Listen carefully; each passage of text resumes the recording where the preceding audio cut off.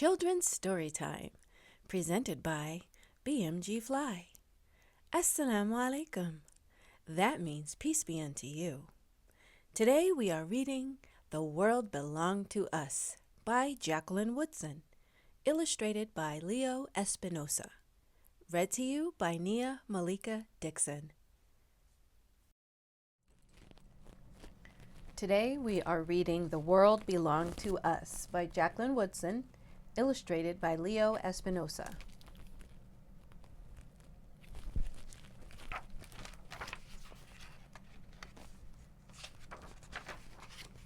To young people everywhere, keep playing.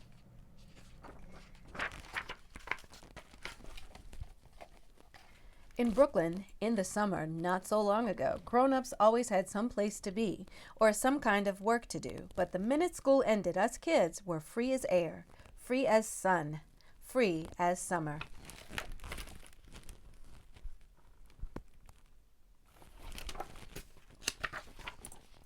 And even before school ended, the street got so hot that someone always found a wrench to turn the hydrant on, and someone else found a soup can to scrape against the curb till the top and bottom were gone. And it wasn't a soup can anymore. It was a super shooter. And our mamas opened the windows and hollered, "Don't get your school clothes wet!" But we had to run through the water, book bags and all, because our teacher's final words had been, "Have a good summer." Our only plan on that last day of school was to take what they said seriously.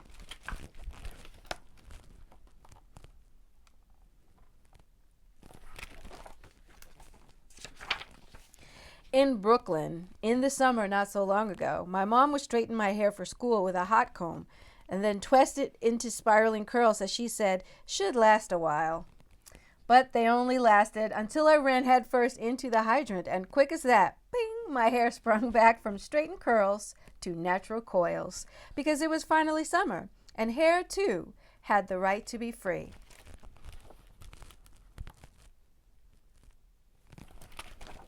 That is awesome. From the end of breakfast till the beginning of dinner every single day, all summer long, we played in the street, shooting bottle caps we filled with tar across chalk-drawn scully boards. That's why they're called scully boards. You see that skull over there? That's awesome. We spun tops and learned to take turns and flicked our double Dutch ropes into blurs, singing, "Not last night, but the night before, a nickel and a pickle came knocking at my door."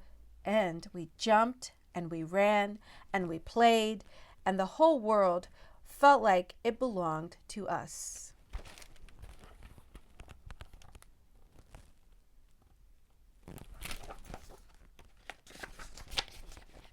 And some days we scraped our knees, but there was always an older kid nearby who'd say, "It's going to be all right," and might even tell us stories about being our age, about stitches and broken arms.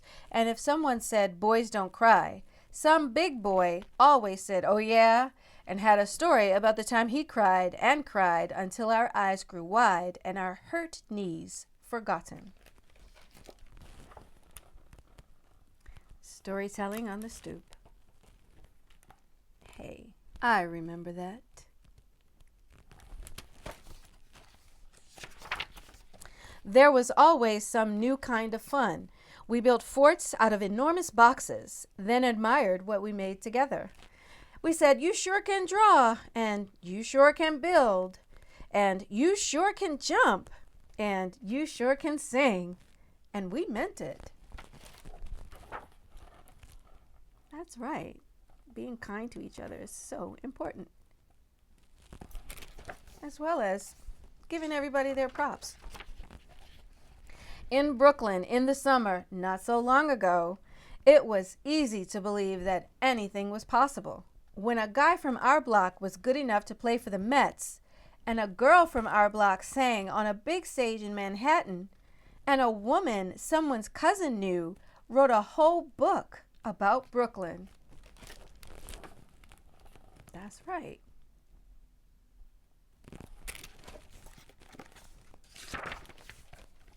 And someone always had a ball and a stick to hit it with or a stoop to throw it against. And if they didn't, we found a soda can and played steal the bacon and kick the can. That's awesome. Shucks. That was not too long ago for me. In Brooklyn, in the summer, not so long ago, we learned to watch and listen playing tag, Ringo Levio, and hide and seek inside hallways and behind thin-limbed trees and garbage cans. And our block was the whole wide world, and the world belonged to us.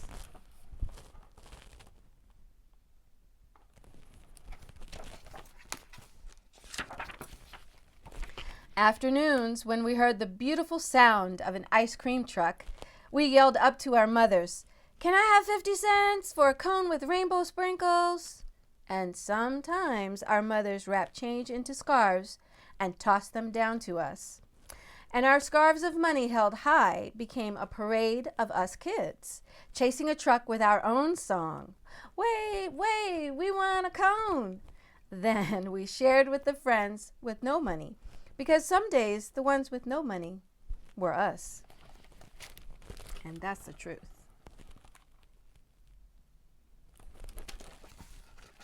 Chasing after the ice cream truck.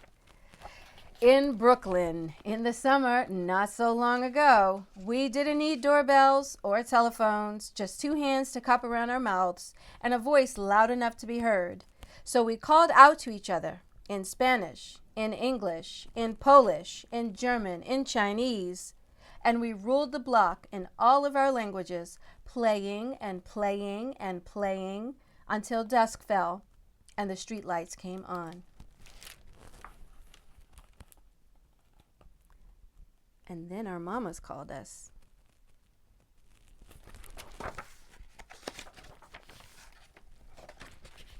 And one by one, our mothers raised their windows again, this time to call us home.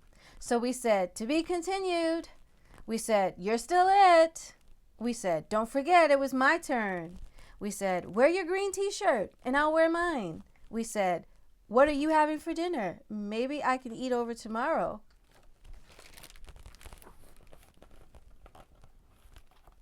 Nice.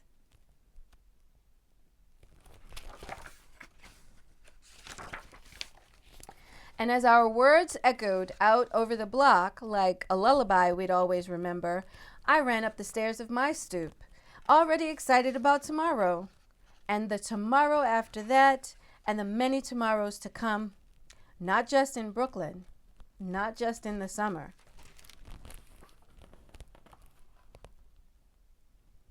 Nice. But everywhere I'd ever go, and always.